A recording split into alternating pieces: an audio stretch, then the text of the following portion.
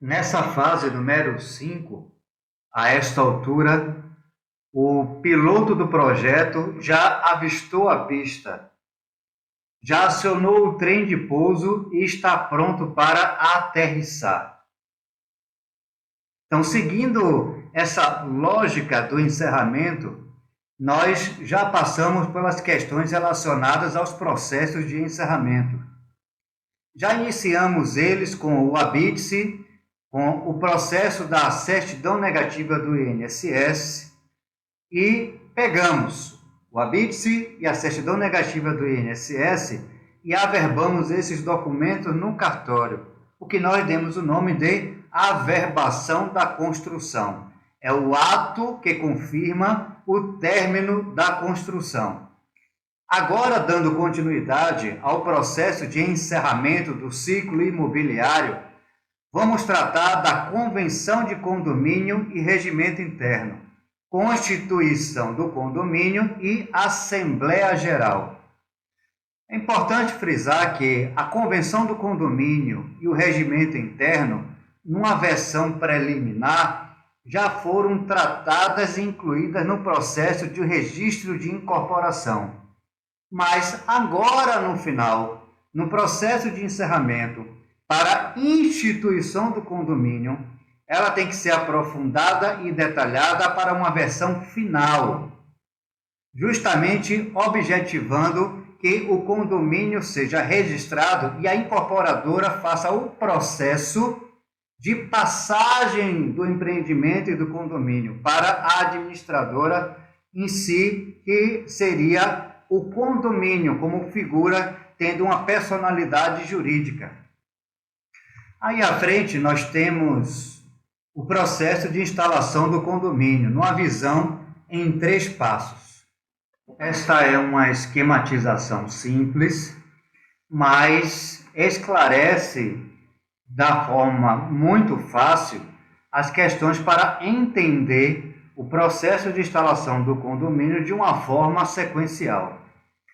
O primeiro ponto nós temos aí que se refere à convenção do condomínio e ao regimento interno, que trata do estabelecimento de instrumento legal, obviamente, para normatizar o convívio coletivo. Necessariamente, a convenção vai tratar de regras administrativas, de despesas, do papel do síndico, da comissão que foi eleita para a administração, conselho fiscal, entre outros pontos que nós veremos. E o regimento interno trata de aspectos de conduta e comportamento, coisas necessariamente corriqueiras do trato diário de convivência dos condôminos.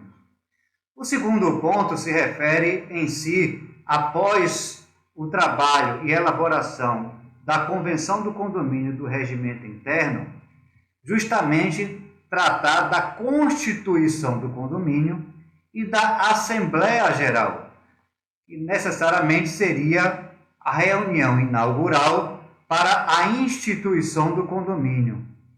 Por fim, seguindo esses 2 pontos anteriores, faríamos então o registro para tornar válida e legal juridicamente esses instrumentos e processos anteriores, de modo que o condomínio possa criar, através desses instrumentos, a personalidade jurídica, ou seja, seria uma formalização do cartório de registro de imóveis para ser válida e ter efeito sobre terceiros e poder então abrir o CNPJ e a partir dele poder transacionar todas as operações comuns para o dia a dia do condomínio.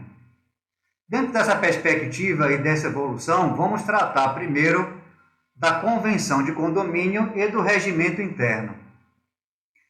Antes da instituição do condomínio, a incorporadora ou a construtora, elas elaboram a convenção de condomínio, que é um documento que tem como função de regulamentar as normas gerais e administrativas do condomínio, estabelecendo regras, direitos e obrigações.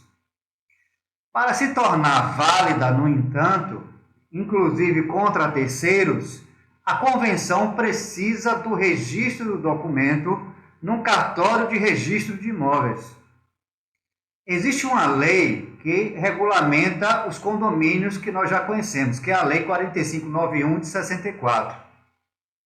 Essa mesma lei define um quórum para aprovação da convenção nas assembleias, normalmente é instituído de 2/3 dos proprietários do empreendimento, salientando que no corpo da convenção é instituído o quórum para aprovação de cada situação específica, de acordo com a lei.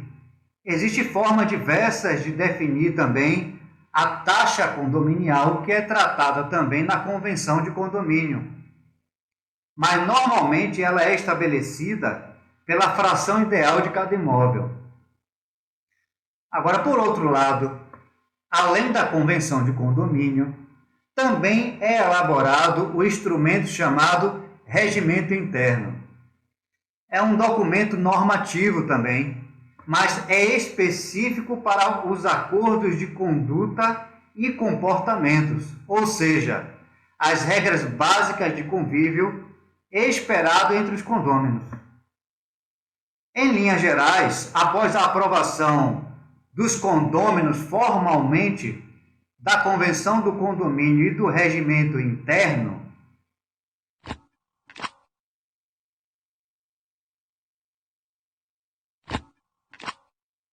o recomendado é que seja registrado no cartório de títulos e documentos, no caso do regimento interno.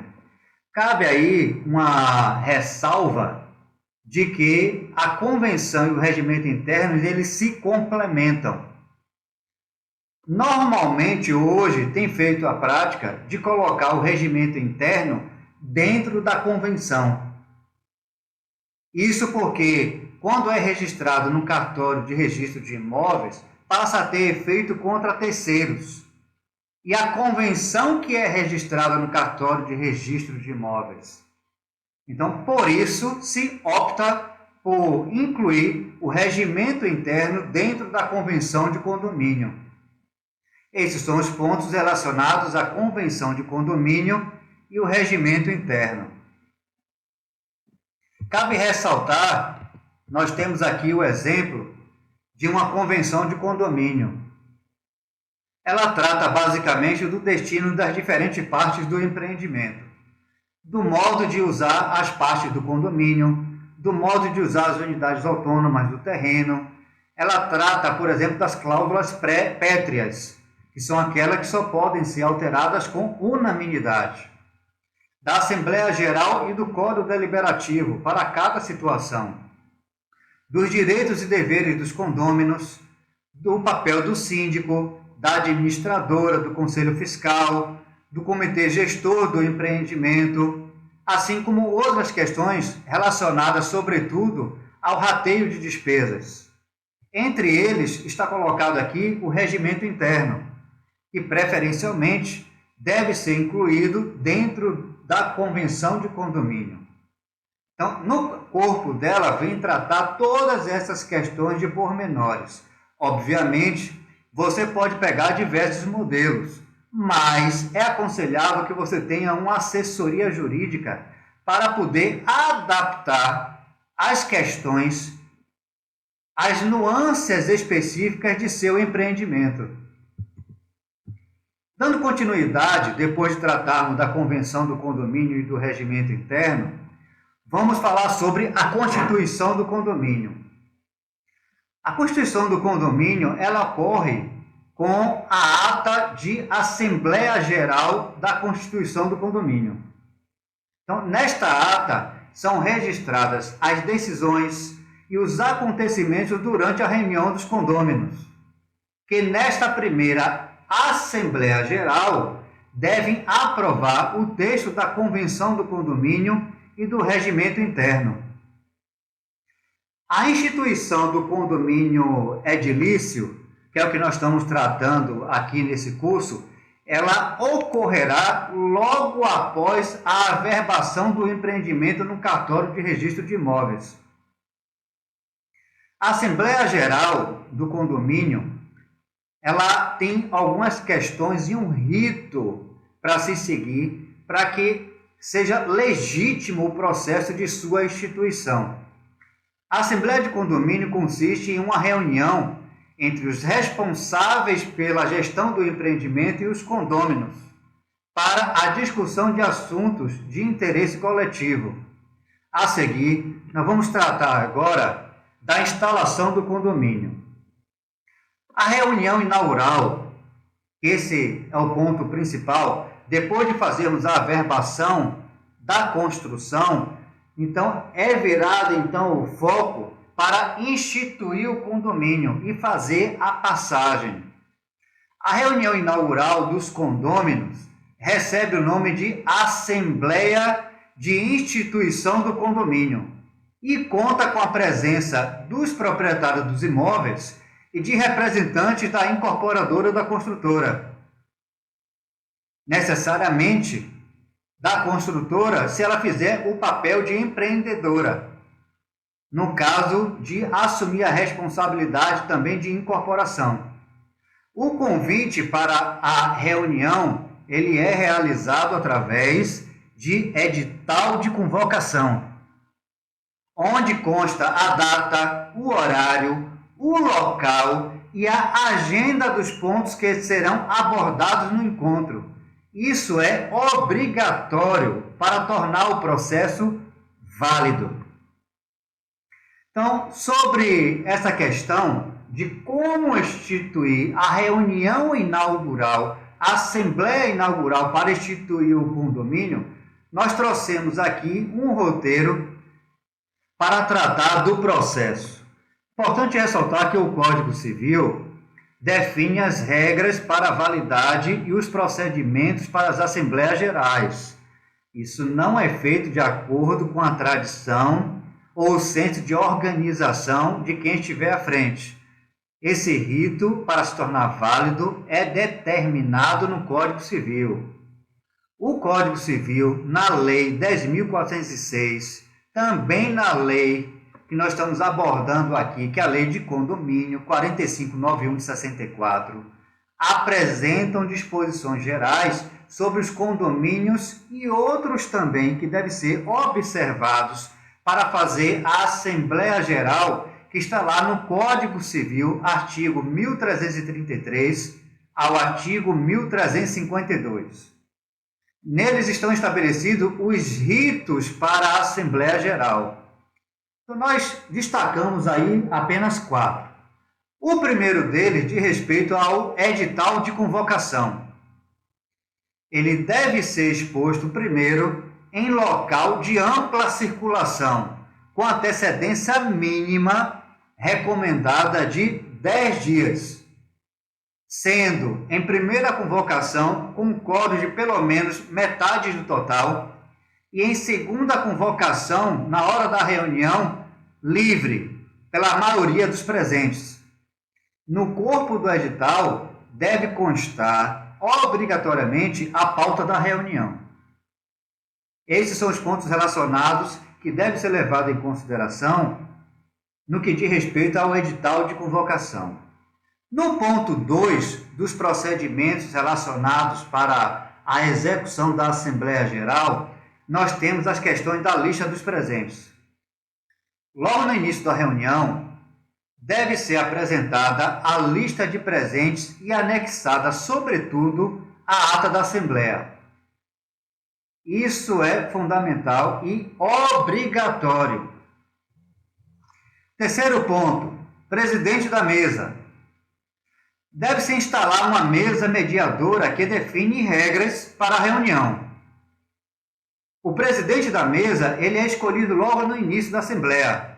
Ele também nomeia um secretário ou secretária para redigir a ata, que faz parte integrante da convenção que será registrada no cartório de registro de imóveis.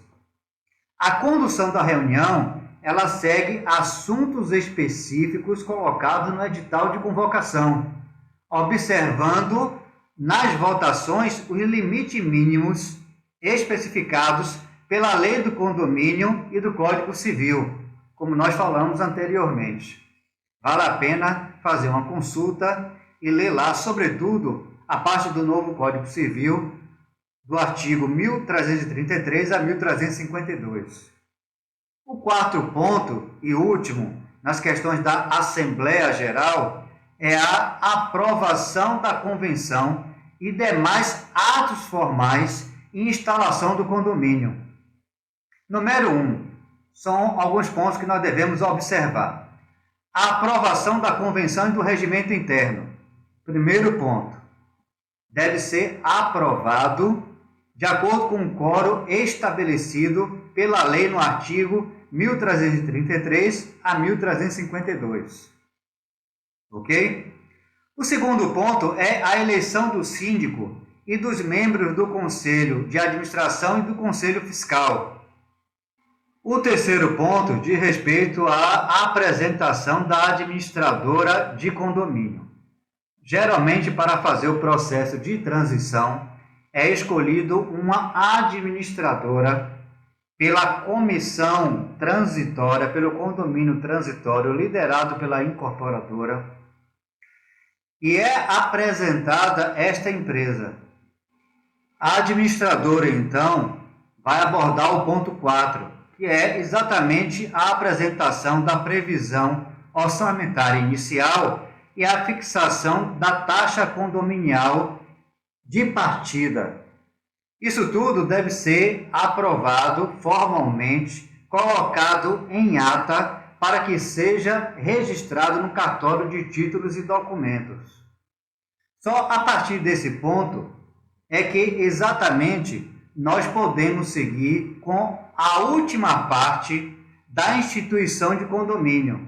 Uma vez que a convenção de condomínio e o regimento interno estão aprovados, uma vez que a questão da apresentação da administradora e o orçamento e a taxa condominial estão previamente aprovadas pela Assembleia Geral, é hora então de fazer o registro no cartório de títulos e documentos através de sua ata.